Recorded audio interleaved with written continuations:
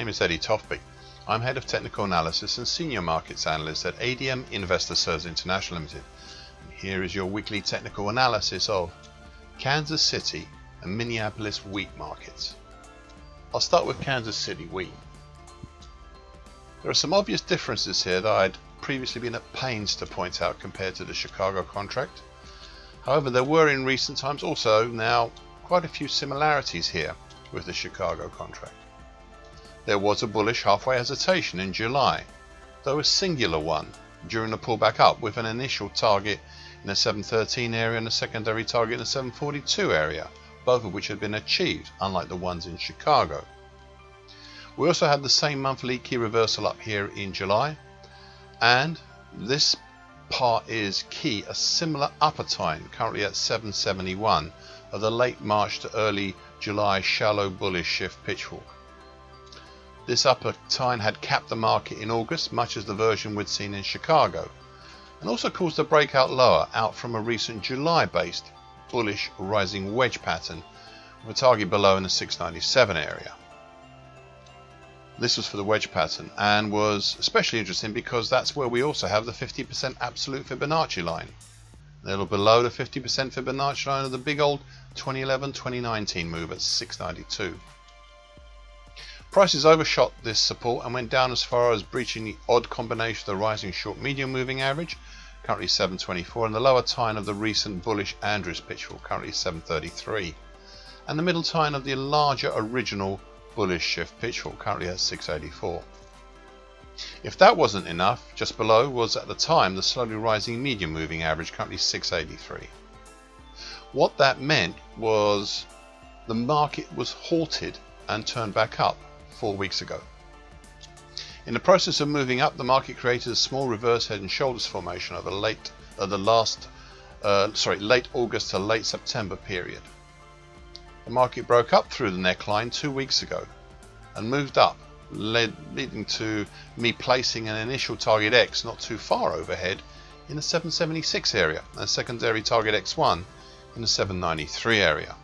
Now normally I would add here that a secondary target is unusually hard to get. However, even though we are close, the initial target X in the 776 area has become hard to get.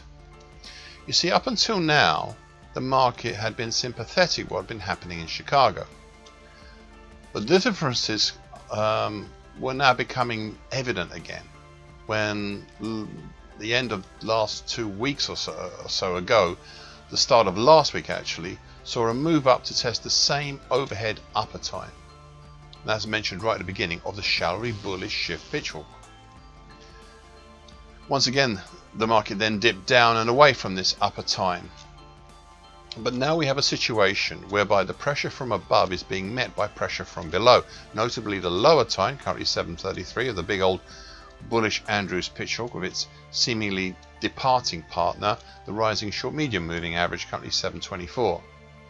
Add to that a new recent factor, the extension of the neckline, currently 735, of the reverse head and shoulders pattern, and you can see the market is getting heavily squished. This all should run out when the forces apex in mid-November. However, I suspect we may not have to wait that long.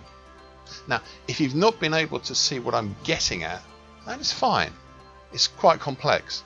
Just replay this bit a few times. I'm sure you'll then see the sense of what I'm talking about. Anyway, it all now depends on the next moves. If we have a move higher over the capping upper tine and towards target X and target X1, well then those lower bullish tines are running the market higher. If not, then the old upper tine above, and to a much lesser degree also some of the other resistances we've seen, say the middle tine of the more recent Andrews pitchfork, well they're running the show. Just beware, we may have plenty of false breaks in the meantime. And finally, all this is in the shadow of July's monthly key reversal up. Minneapolis wheat. Once more I feel obliged to say it here again. I continue to admire this contract, really admire this contract, and with some unabated passion, as it has been and still is a series of brilliant pieces of technical action and quite simply beautiful in its design. I repeated this same mantra now for months, literally months. This is despite there being a number of, let's be honest, quite a number of huge differences here in this contract compared to the Chicago and the Kansas City contracts. For starters, and perhaps supremely important, the December 2020 to early April 2021 bullish Andrews pitchfork, which has run this market higher so successfully, was and is still valid today, even though you would have to allow for some aberrations was seen over the summertime.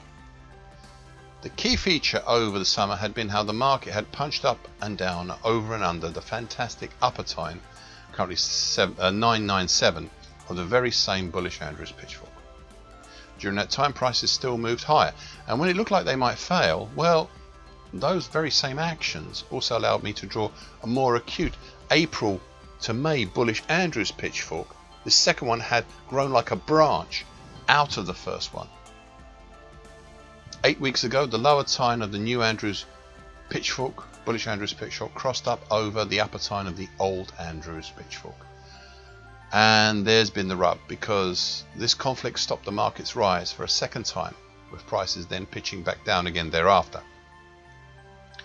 Thus, this newer bullish and more acute Andrews pitchfork was no longer viable. And I would normally retire it, but it looks so good at showing the deviation and the failure of that deviation that I decided just to keep it there, so you can understand and see the picture of what's going on in the market. Why also? Because it looks so elegant, much like a classic motor car with a non-running engine. Anyway, so where are we now? Well, the market curled lower and started to accelerate the drop. Down through the rising short medium moving average, currently 907, and below the middle tine of the original bullish Andrews pitchfork, currently 924.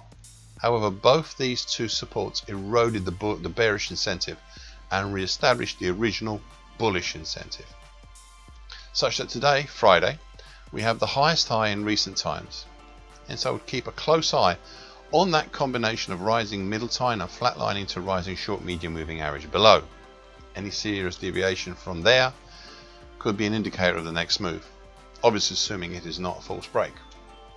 Meanwhile, above, we are now approaching some potentially serious resistances, not just the November 2020 high at 977 or the September 2012 high at 986. No, there is something more here. We have the important 50% absolute Fibonacci line above us at 974.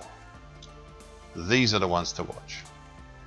Thank you for listening. This weekly broadcast gives essential market patterns and consequences. Please be aware of the risk disclaimer posted with this broadcast.